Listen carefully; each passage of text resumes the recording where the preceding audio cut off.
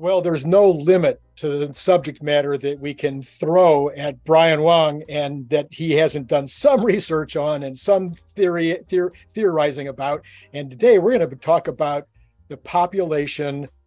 Well, it's not collapse, implosion, the collapse, the implosion. Yes. So, Brian, glad to have you on. If you like having Brian on, you know what to do. Hit the like, hit the subscribe, and hit notify, because guess what? We're going to have several Brian Wong videos, episodes over the next week. And so you want to be made aware when that's going to happen again. And then, of course, Brian is all over Twitter. You can see him there every day. You've got he's website. got his website, the nextbigfuture.com. Nextbigfuture.com. Yes, nextbigfuture.com. You definitely want to go over there and sign up for that, as well as both of our Patreon sites. All right, that's enough of that. Let's get into it, Brian. Elon Musk believes, repeats often, the population collapse is by far the most likely existential crisis that we face as a world. It's already well along on its path in places like Japan and Russia, South Korea. Tell me what you're thinking about when you talk about population collapse. Is it imminent? Is it something my grandchildren should be worried about, or your grandchildren that you don't even have yet? No, I'm saying that it has already started. It's already happening. It's already well on the way. So the way it works is that for countries like Japan, basically Japan had a peak population fertility rate, most births, in 1974. There was actually a few baby boom years just after 1945 where they had more, right? But in terms of normal population, about 2.2 million births in 1974. So they just released the numbers for 2022, and they are down to 770,000. So almost 1/3 the number of births in 2022 versus 1974. Right. So their population peaked at in 2008, right? That was when they had 128 million people. They're now down to about 122 million people. So 6 million people being the population of the second, third largest cities. Although, not metropolitan areas, sure. But, the core of the cities. So they lost 2 of those. But the other thing is that besides the fact that they've, more people dying than are being born. And in this last year, 800,000 more dead versus born, right? 1.57 million deaths versus 770,000 births. So deaths outnumber births 2 to 1, over 2 to 1, right? So this is what the population collapse looks like, okay? And people say, oh, it's 6 million people, it's Japan, and the number is 122, 128, 122. It's 4 or 5% down, right? Right. So, but that's a huge number, and they're on track to run it out to 2050 below 100 million. So they lose nearly 30% of the people from their peak 2008 to 2050. So 42 years. They lose almost 30% of the people. What was the death rate for the Black Death, the plague? The thing that people were, saying, hey, the thing that makes the COVID thing look like a freaking joke, right? COVID, 7 million deaths, 0.1% of the population. Horrible, really horrible. Black deaths in the 1300s, over 7 years. For the country that hit in Europe, 30 to 50% deaths. Right? So over 7 years, you have this 30% hit, right? Japan, going from 2008 to 2050, will lose about 30%, right? And it does not stop there. Right. It just keeps going, right? By the 2100, they could be down to 50 million, 60 million, right? The numbers where people say that they get the UN population projection, right, where they say they get back to or only drop to 70 million, something like that, 75 million. They're assuming some kind of bounce back in terms of birth rate. Okay, so they're fiddling the numbers to say that it's not going to be that bad.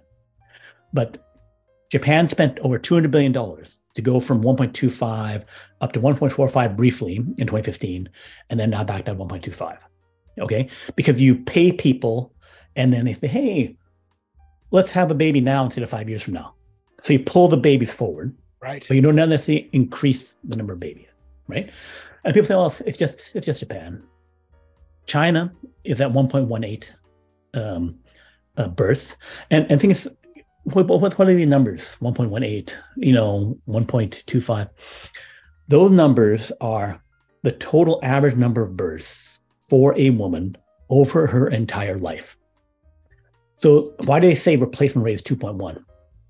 Replacement rate is 2.1 because the husband and wife will have 2 and then 10% more, 5% more for, people, babies dying, other people dying before they give birth, right. People being homosexuals, whatever it is, that they do not end up having their family of their own. The 0.1 is for that not having family of their own. The 2, 1 plus 1, one husband, one wife, 2 kids, means a son and a daughter.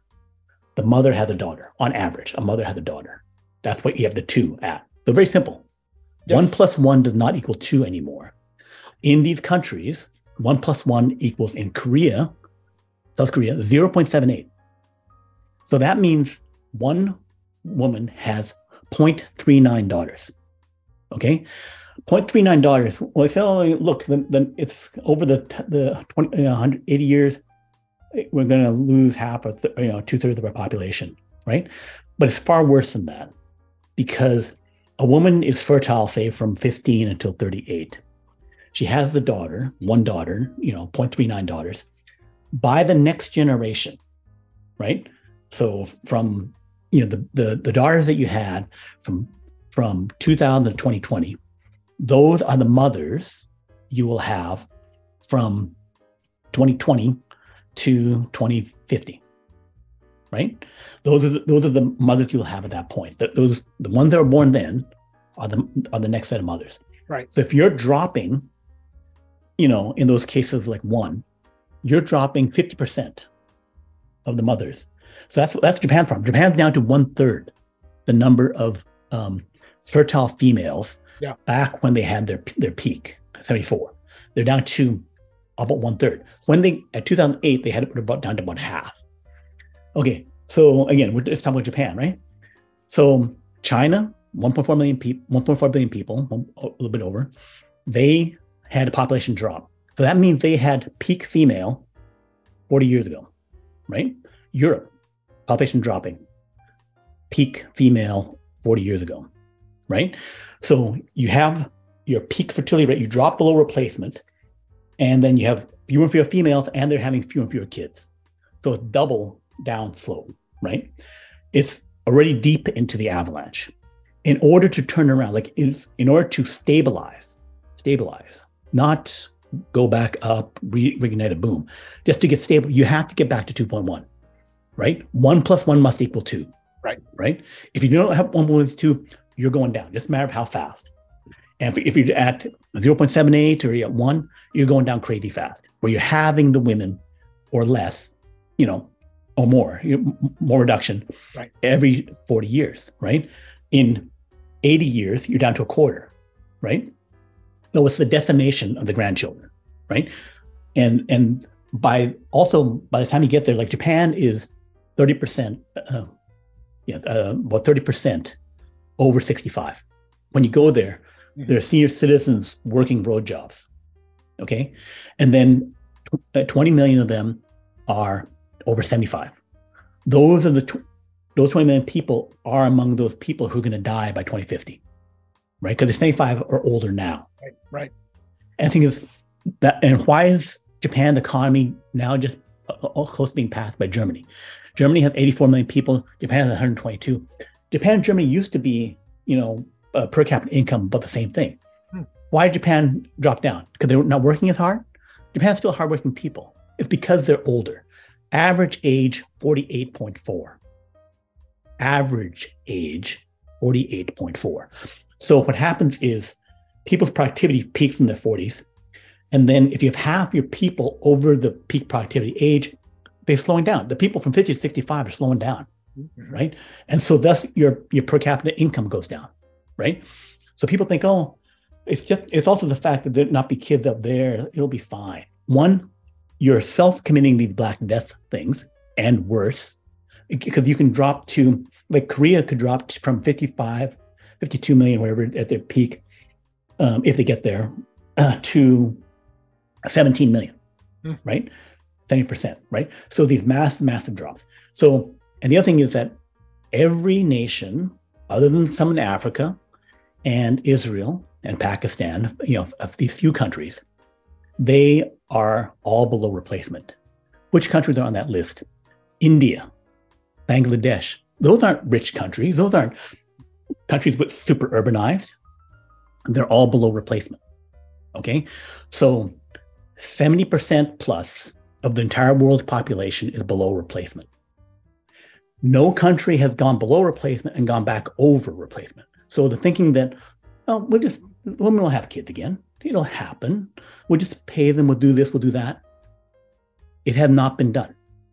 So it's like holding something underwater, can't breathe. Eventually they run out of air and then the whole thing dies, right? To get to people becoming like pandas where it's so rare, hey, have some sex and have some kids, it doesn't work, right? And we have not proven that we can make it work. And the thing is, if we don't address it soon, we start running out of females, and then it's like, oh, not only to get back to 2, we couldn't convince you to back to 2, despite spending $200 billion, $1 trillion, whatever, we couldn't convince you to come back to 2.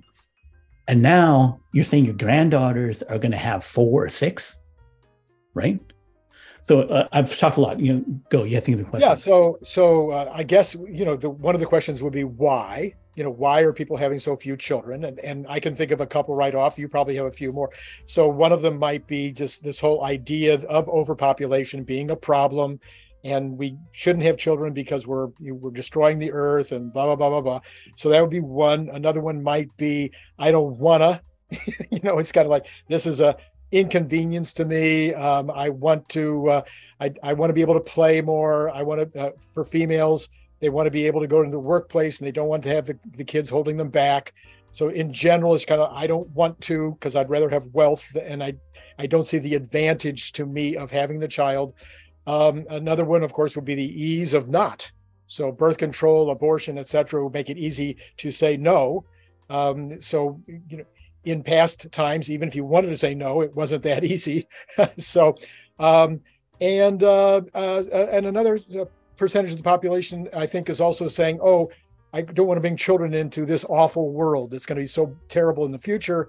So I'm not going to bring children into this terrible environment. By the way, full disclosure, I have 4 children and 8 grandchildren and 9 grandchildren and 8 grandchildren and 2 on the way. So I'm doing my bit. Anyway, so those would be some of the reasons. Other things on your list of why people are down to this extremely low, way below replacement rate? So a few factors are that in most of the world we've solved infant mortality. So by solving, and we moved from the rural farm areas to the cities, those two things. So by solving infant mortality, where 20%, some significant number of the babies of the under 5 kids die before 5 years old, and so you don't know who's going to make it to 20. Right? So the natural human response is, I want to plan to have 3 to 5 kids, 2 to 5 kids, something like that. I must overshoot. I must have 6 or 7 or 8 if I want to have a chance to have 2 or 3 or 4, right? So when you take away that uncertainty and you're down to less than 1% loss, that becomes this rare tragedy. Then you're assuming that every kid I have is going to make it. So then I can plan to be more precise. And now there's no more erring on the upside. The other thing is that because modern society, we have retirement, we have other things, then it's not farm. In the laboring farm thing, extra kids, I can start working them at 11 or 12, and they're helping to be productive. They are increasing the family income right away. and they are the retirement plan. They're everything, right? So those are some of the key structural changes that happen. And as you go to the city, you work in a factory, and that, and again, the economics of it changed. So yes, the economics changed, the uncertainty around things changed, and all those things about controlling the birth and not wanting and all that kind of stuff, that all changed. But whatever those reasons and stuff are, it is nearly global. And people say, oh, well, Africa, blah, blah, blah, momentum, blah. They're dropping too. Tunisia is down below replacement. South Africa is just above replacement. There's some other countries, they're just above replacement. And the other ones have dropped from 6 to 4, right? So they are just a little behind because of the money. The same thing about cities, some urbanization, other stuff, it is all happening to Africa too, right? And the thing is, the only way it doesn't happen is if they stay incredibly poor and broken down. If everyone else gets wiped out and they're poor and having a lot of people, they don't get the aid. They're at risk of mass starvation and other problems, right? Because then you don't have the technology to solve the carrying capacity issue, right? Where we have increased carrying capacity, we can handle 100 billion people on the world. Mm-hmm. Again, something that people don't be like, what running through the numbers in terms of increasing agricultural productivity, doing something like that. But that takes a modern society to do it. Mm-hmm. You can do it. You can get to 100 billion. You must have a modern society to do it. If you're having a lot of kids and all the modern low birth rate people are gone, the whole thing collapses anyway, right? So one, it looks like it's going to go that they're going to develop 2, and then everyone below replacement, and then just putting the timer. How long does it take for everything to get wiped out, right?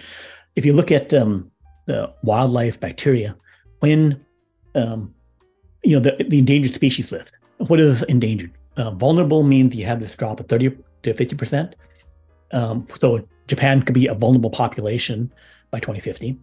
And then if you're endangered at 50 to 70%, and you're extremely endangered 80 to 90%, mm-hmm. right? So just running 100, 150 years, we're there, right? We're become extremely endangered because the numbers just are working against you. And you'll know because you can count how many women, unless we have magic tech and get the fertility thing really expanded and stuff.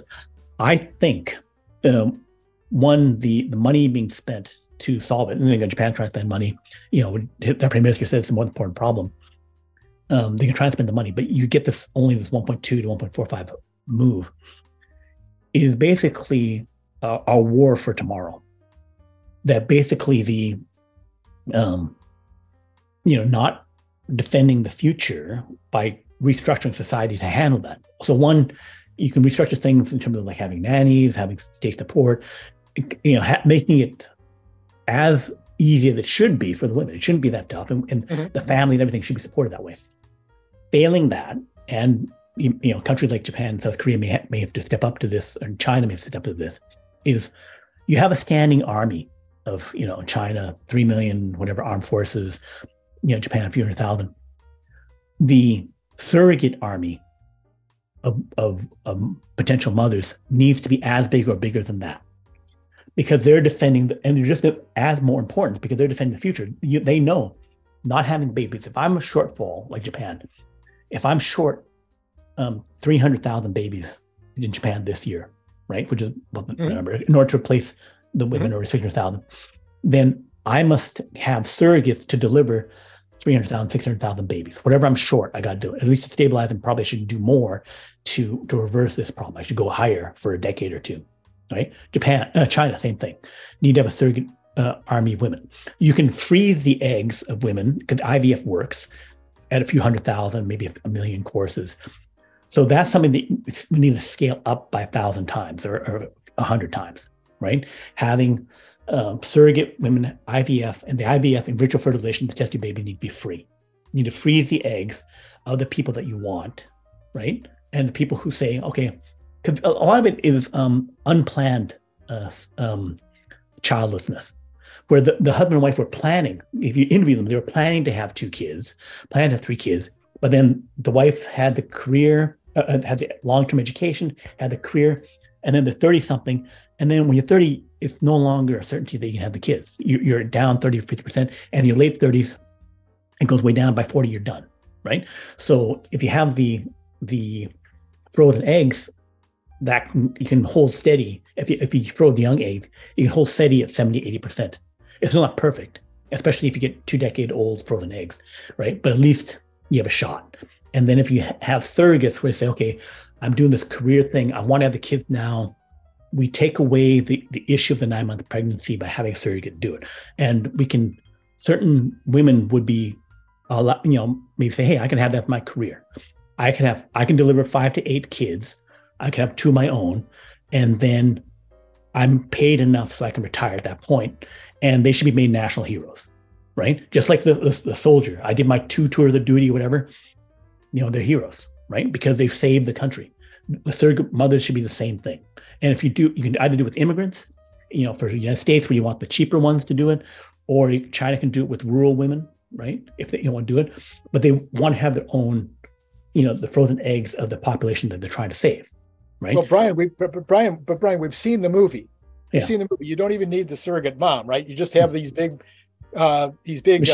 machines that are, where you place the necessary organisms, and they grow in these machines, and then the baby is born, and then you put it into some kind. I mean, it's a little bit. I'm not sure. Brave New World. Yeah. I'm not sure that we're talking about a better world with babies being born by surrogates, and then going to mothers who are completely absorbed in their careers and probably don't really, and then have a nanny erase it. But the point is, for now, we may not have the option. Okay, so let me just throw out another option, another approach. Mm-hmm. So there is this, I don't know, lagging indicator in the world. It's called leadership. Mm-hmm. It's called having individuals who stand up at the bully pulpit, whether it's the president or whether it's the president of Japan, who stand up at the bully pulpit and say, this is ridiculous. This is not working. We need to rebuild our nation, and making it into something that becomes popular. So, because right now, one of the problems in Japan, you may or may not be aware, is they're not having sex. It's not that they're not having children. It's that they're not even having sex. And they've done these polls where they ask young men and young women in their 20s, and they'll say, some huge percentage, like 50%, saying, I don't think I'll ever have sex with an opposite sex person. I'll never have sex at all. With a human, we know what the alternatives are. So with that attitude, with people, playing games in their parents' garage or in the basement, rather than being out and involving themselves in relationships, they're certainly not going to be interested in a relationship with a baby if they're not interested in a relationship with an opposite sex person. So I think we may be looking at something that has a much greater need for some kind of a bully pulpit, where you have what do you want to call it? Ideological leadership, where you have people that are in the public stage, whether it's the musicians, the artists, the people that tend to create the trends in society that make it popular, make it exciting and fun, bring out the benefits of having children and having families, the benefits of having sex with somebody else. The popularization, I think, would be a way better way to go in terms of overall societal future. What do you think? Yes, we need that. We need to convince people to change their mind about it. I'm just saying that for Japan, they're 1/3 of the fertile women they had, 40-some years ago. Yeah. 45 years ago, right? So they're already way, way down, right? And, they've run out of time. They're going to lose, 20 million people by 2050, another 25 million people by 2050. They'll keep losing like 10 million people a decade or something like that, right? China, if the number 1.18, which is they've been at for 3 years, hold steady, right? They lose the entire population of the United States by 2050. The number 1.3 billion, complete fantasy, where they somehow bounce back to 1.5 or 1.6. Not happening. So if they're 1.18, they lose the entire population of the United States, and they're 40% of those people probably will be over 65, and the number of females that they will have will be way down. They drop below 10 million births. They'll be down to 5 million births. You run that out 100 years, you have 400 million people, right? If they're doing replacement, right? If they're not, so it the devastation will be huge. It's like you're seeing the Black Death coming, and you're saying, let's have some leadership and some rallies to talk to people about it, like the Black Death. It's also comparable to global nuclear war. Yeah. In terms of if in the Cold War, they ran the numbers, say, 2 billion deaths, something like that. That could be what we're seeing by 2100. The fact that it's slower is irrelevant to the fact that we're going to lose all those people, right? So, yeah. And then the other thing is that for other people, one more thing, is that the economic impact. That's depression, what I get to. The depression, 10% down in a year, you could be looking at constant depressions. Japan, the retirement system is going to break soon. Because you have one person working to one person retired, something like that. They'll say no retirement. You must work until you drop because we can't afford to pay you squat. I can tax this guy 20%, 30%. I can give you that 20% of it, 10% for the government, 20% to you. You're going on 20% of an income, right? So people are dying poor and alone, right? And you think you can lose 30% of your population and your bank is going to hold up? Your bank is going to hold up on that financial stress?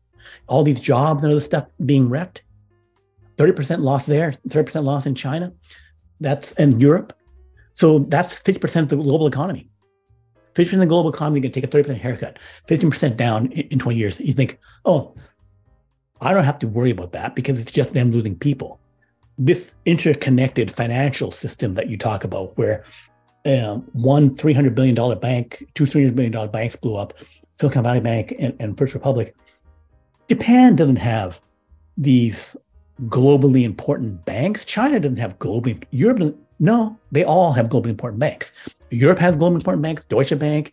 Japan has a bunch of globally important banks. China has a bunch of globally important banks. And when they lose that much population, what happened to the real estate? The real estate dropped by half in Japan already over that time. Has it? It's going to drop because less demand for houses. Of course. They're even tearing them down, right? So all the real estate's going to get wrecked. All the stocks get wrecked. All the banks get wrecked well before. So the economic devastation that will happen is something that, hey, if you don't care about the people, which I think you should, care about the future of humanity, care about the fact that you will financially wreck way earlier. So losing the women is another thing, and the financial devastation of not fixing this thing. Yeah, I think that was the point I really wanted to bring up, was that we've talked about the population going down, and a lot of people were probably listening to you going, sounds good to me. We need less people on this planet, and gee whiz, why wouldn't that be a good thing? And we should be out there congratulating and throwing up the fireworks because we could get it down to 6 billion instead of the projected 9 billion. So, but the other side of the coin is what actually happens to economies in that situation, and it is apparently, based on all human experience up till now, this is not something that, as you point out, it doesn't stop and reverse, it ratchets. So once you're on that down slope, people don't turn around and go, oh, okay, we got to start having babies so that they can put it into the social security system. That's too far away. People that are in their 20s aren't thinking about death, and they're not thinking about retirement. They don't start putting money in their retirement systems unless they're forced to by some kind of a pension plan. So no, the 20-year-olds are not going to say, oh yeah, let's have 5 kids in order to save Social Security. But until there would be, again, some kind of a way for the entire society to get it and to start talking about it. Do we need to go out and throw paint on paintings and statues and stand in the middle of intersections in France with our yellow jackets on in order to make sure that the governments of the world and the people of the world start to understand that this is a way bigger deal than global warming, a way bigger deal than pandemics, a way bigger deal than nuclear war, even a bigger deal than getting hit by an asteroid? I'm hoping that, since we're in the Tesla community, that we can get this to Elon to have him do it, because he knows it's an issue. He knows it's the biggest issue. It's just that, by properly running the numbers to frame how freaking bad it is, that hopefully we can get that, the attention thing it needs to have. In terms of climate change, people, run the numbers and say, oh, climate change, if it goes up 2 degrees and this and that, in theory, our models show that the hurricanes and other storms will get worse. So currently we have $100 to $200 billion per year in weather damage. So one of the big ones is, we're going to have $5.7 trillion worth of damage in 2050. So that means that we'll start having, $500 million, $1 trillion per year damage by 2030. Well, we'll see. It's like 6-7 years till then. Let's see if we've gone up 200 to 500 billion to up to $1 trillion per year in that. If we have not, then we're not going to 5.7, right? So I think we still are at 100 to 200 billion. I think that the 5.7 is a wrong model, because they've had wrong model. Oh, there's no snow, no this, no that. But even if they were right, even if the storms got 50 times worse, that is still 10 times less than what's going to happen, with the you're losing 20% of your people. Losing 20% of people, I'm losing 20% of my economy. 20% of my $100 trillion economy, which supposedly grew to $200 trillion, that's $40 trillion, right? So it's going to be worse, right? Because we know that we're having less economy, right? And this does not factor in all the fact that once you're over the hill, literally, the hill of population, peak population, then the housing stuff goes down, the productivity goes down, so it became less demand for houses, right? So all the people say, oh, all my wealth, I bought houses and the prices went up. The prices start going down. That's what happened in Japan. Japan had real estate before the crash in 1990, where it was, more value in Tokyo than the entire United States or whatever like that. No longer the case. You can go buy a home in the outskirts of Tokyo for like $100,000. Now, you can buy one in Osaka, 200,000, super cheap houses all over Japan, because there's no freaking demand, right? Because people aren't there to buy it, right? And they're wiping out homes, and people, again, dying alone, and they're taking them out, right? So that's what you're looking at. I, grew up in the middle of Saskatchewan, above North Dakota, middle of Canada, in an area that had basically flat population. So basically then, in that flat population, decade after decade, the housing prices stayed the same. Right at the low level, 20,000, 30,000, 100,000. They had a bump up when they discovered a little bit of oil, right? And then the population went up 10, 20%, and then housing prices doubled and tripled, right? Unless you have other stuff happening, then there's no demand for houses, and it goes down, stays down, right? Just enough to repair some stuff, and it just stays there. And they also go to the spending thing. If everyone's old, you can look at the spending curves. Spending peaks again in their 40s, because you buy a house, buy a car, and stuff. When you're old, you're not buying stuff. Right. You're alive but not buying stuff. Right. And the medical care and all that kind of stuff. So the systems break. So how does Optimus fit into all of this? So if we have robots doing all the work, and the robots can give us the wealth that we need, they can be producing all the products we need. Chat GPT is doing the rest. Our Truth GPT, for those of us in the Elon Musk economy. So if we have tremendous resources for getting the work done without human labor, then, maybe we could get by with fewer people. Who cares if the price of real estate goes down, as long as I can go out and play games and participate in sports and kick my feet up and go travel to Europe and Asia and wherever else I want to travel. As long as I can do all those things, maybe depopulation wouldn't be such a horrible deal. It's in theory possible, but it hasn't happened yet. Even though I'm of the opinion that it will happen, it hasn't happened yet.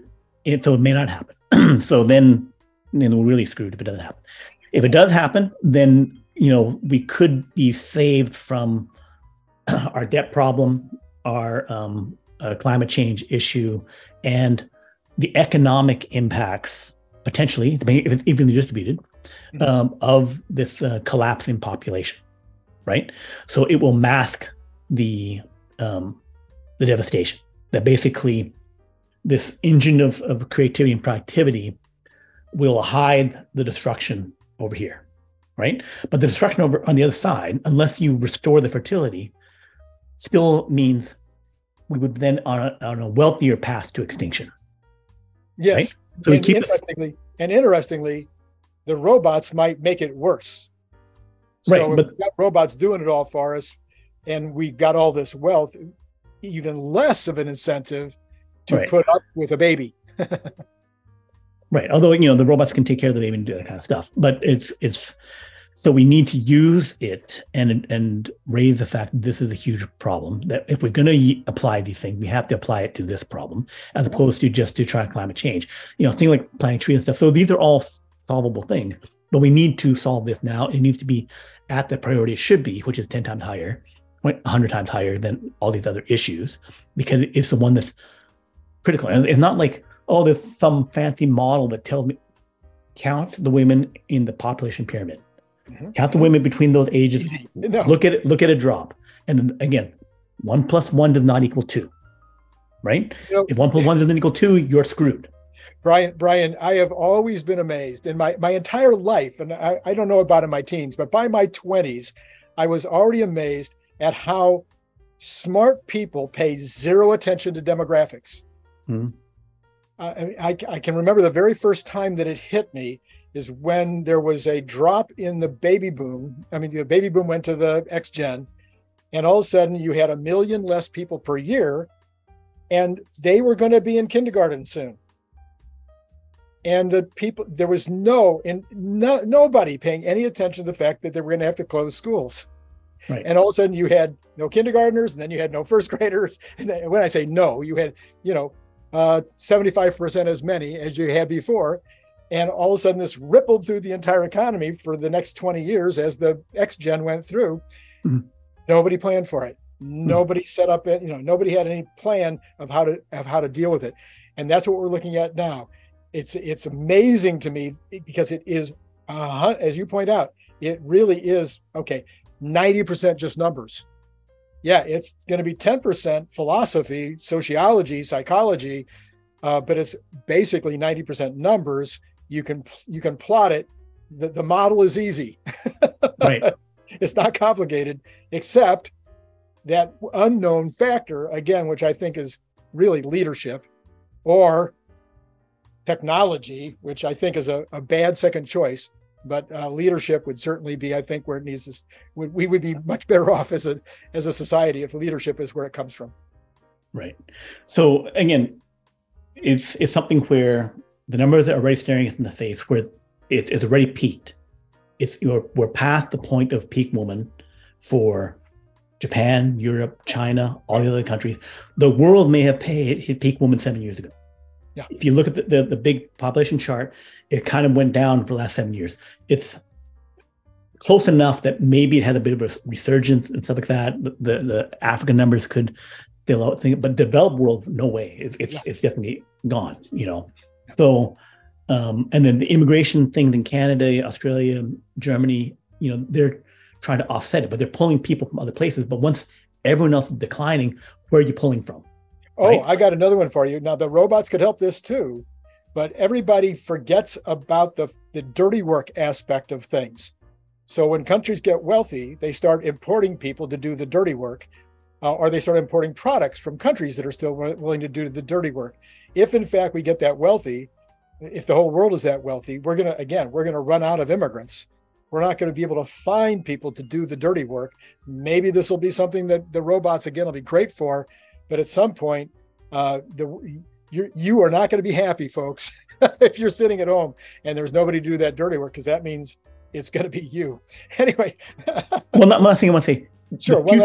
The future can be great. Yes. With the robots, with the wealth, it should be great, right? And in terms of, like I said, the planet can support 100 billion people. Right, Elon's doing Master Plan 3, electrifying transportation, electrifying the energy stuff. then you won't be having the fossil fuels. It'll be cleaned up, right? And then we can be wealthier. In terms of the people, we could, greenhouses can support 10 times the food per area, and can stack them up and stuff like that. So unlimited food, and the greenhouses use less water. Greenhouses have been around for 300 years. The tulip boom was created in greenhouses, right? Yeah. So we can solve it. I can go over the other ways we can solve the food, the water, all the stuff, cleaning up the environment, growing the trees. We can do it. Everything can be good with more people. So the thing about we don't need the people, blah, blah, blah, is like saying, we don't need, we need to start, we just got on board the Titanic. We're expecting to have something happen. And now let's start eating the people now. We're still in dock. Nothing's happened, yes. Right? And then you're saying that, let's eat the people. They're dying by the droves. We're not having the babies. It's all, looting the people. And you're saying, in advance of this other thing, I'm going to start wiping us out now. Yeah. It's like, yeah. And then the other thing is that if you have a reasonable starship, the space thing going up space, colonize Mars, colonize the moon, colonize Mars, just a matter of creating the super greenhouse gases. You drop the temperature. You just need a breather. You can walk around in t-shirts on Mars. Once you do that, and that can be in a few decades. So all this stuff we can do. We can colonize the solar system, have 1,000 times more space. All these kind of things we talk about the job and other things that can happen. So we need more people. The future should be great, and we should have our grandchildren to be part of that future. They should be there for it, great grandchildren, etc. Even if we get super longevity, then it's great. Then we're there with them, right? That's right. That's right. Humanity should be there. And if the galaxy is big and empty, like it appears to be, why? We need to populate it, right? And we go out with robots and do it. So the future can be great. I mean, Star Trek's future, a Star Wars future with, and we can have that. And people should be optimistic about that and have the kids and make the life work. And go ahead. And if you want to learn even more about the next big future, then you should go to nextbigfuture.com, or you should go to his Twitter account, Next Big Future. Or is it Next Big Future? Yeah. Yeah. Yeah. Everything's Next Big Future with you. That's right. And we need people in order to have that next big future. If you like this content, I know this is tough content. It may only be that 5 people watch this because nobody wants to learn about this population bust. Nobody's paying any attention to it. But if you're smart, you should be paying attention to it, unless you're really, really old and and you don't have any kids or grandkids, so you don't care.